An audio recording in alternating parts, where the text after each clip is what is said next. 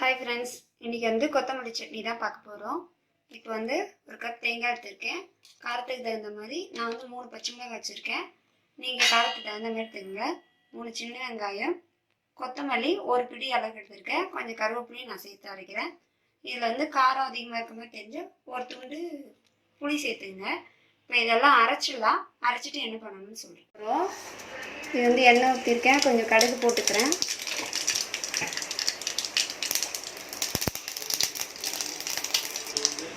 கடுகு கொஞ்சம் உளுத்தம் பருப்பு போட்டிருக்கேன்.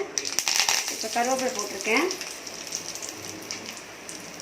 இப்போ வந்து இந்த சட்னியை இதில் ஆட் பண்ணிக்கலாம்.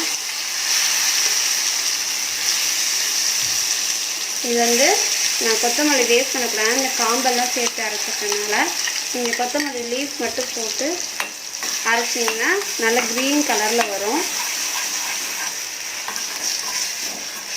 இப்போது நம்ம கொத்தமல்லி காம்பு வச்சு ஒரு சட்னி ரெடி பண்ணிட்டோம். நம்ம அந்த காம்பை ஏன் வேஸ்ட் பண்ண வேண்டாம் அப்படின்னா அதில் வந்து சத்து நிறைய இருக்குது. அதனால தான் வந்து நான் அந்த காம்பு எல்லாமே நிறைய போட்டிருக்கேன். நீங்கள் கொத்தமல்லி மட்டும் லீஃப் நிறைய போட்டிங்கன்னா இதோட க்ரீன் கலரில் நல்லாவே இருக்கும். இது வந்து ரொம்ப ஹெல்த்தியான ஒரு சட்னி. இது வந்து உங்கள் வீட்டில் நீங்கள் செஞ்சு பார்த்து சாப்பிட்டு எனக்கு கமெண்ட் பண்ணுங்கள், லைக் பண்ணுங்கள், மறக்காமல் எங்கள் சேனலை சப்ஸ்கிரைப் பண்ணுங்கள். Bye friends.